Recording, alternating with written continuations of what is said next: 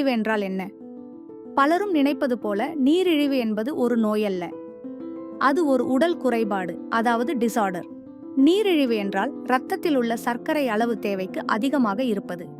இப்போது இரத்த சர்க்கரை அளவை பற்றி பார்க்கலாம். வெறும் வயிற்றில் இரத்த சர்க்கரை அளவு 70 முதல் 100 வரை இருக்க வேண்டும்.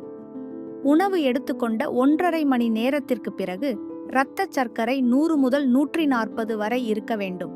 இந்த அளவுகள் மீறும்போதுதான் நீரிழிவு என்ற நிலை உருவாகிறது. அப்படியென்றால் நீரிழிவு வருவதற்கான காரணங்கள் என்ன? முக்கிய காரணங்களில் பரம்பரைத்தன்மை, சுற்றுப்புற காரணிகள், அதிக உடல் எடை, மன அழுத்தம் மற்றும் உடற்பயிற்சி இல்லாமை ஆகியவை அடங்கும்.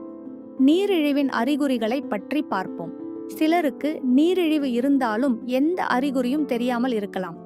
ஆனால் பொதுவாக அதிக தாகம், அதிக பசி, அடிக்கடி சிறுநீர் கழித்தல், திடீர் உடல் எடை குறைதல் மற்றும் காயங்கள் ஆறுவதில் தாமதம் போன்ற அறிகுறிகள் காணப்படும். நீரிழிவின் வகைகள் பல உள்ளன. அவை டைப் 1 நீரிழிவு, டைப் 2 நீரிழிவு, கர்ப்பகால நீரிழிவு மற்றும் இளம் வயதில் தொடங்கும் நீரிழிவு, அதாவது மோடி ஆகும். நீரிழிவை சரியாக கட்டுப்படுத்தப்படவில்லை என்றால் அது உடலின் எந்த உறுப்பையும் பாதிக்கலாம். அதிகமாக பாதிக்கப்படும் முக்கிய உறுப்புகள் கண்கள், இதயம், சிறுநீரகங்கள் மற்றும் பாதங்கள். அதனால்தான் நீரிழிவை சரியாக கட்டுப்பாட்டில் வைப்பது மிகவும் அவசியம்.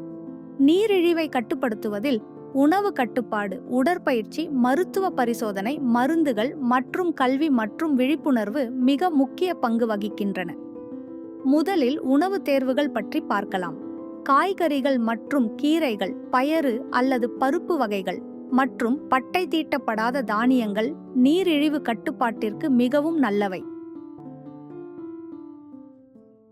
உடற்பயிற்சி பற்றி சொல்ல வேண்டுமென்றால் நாளின் எந்த நேரத்திலும் செய்யலாம்.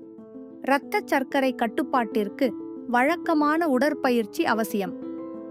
காலை அல்லது மாலை தினமும் குறைந்தது 30 முதல் 45 நிமிடங்கள் உடற்பயிற்சி செய்யுங்கள்.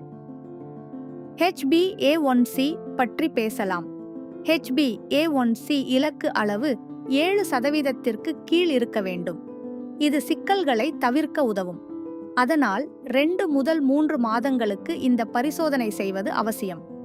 மருந்துகளை பற்றி நினைவில் கொள்ள வேண்டிய விஷயம். மருத்துவர் அறிவுறுத்தியபடி தவறாமல் சரியான நேரத்தில் மருந்துகளை எடுத்துக்கொள்ள வேண்டும். தானாகவே மருந்தளவை மாற்றவோ அல்லது மீண்டும் மருந்து வாங்கவோ கூடாது. நீரிழிவு இருந்தாலும் சரியான விழிப்புணர்வு இருந்தால் இரத்த சர்க்கரையை நல்ல கட்டுப்பாட்டில் வைத்திருக்க முடியும். நல்ல ஆரோக்கியமான வாழ்க்கை வாழ முடியும்.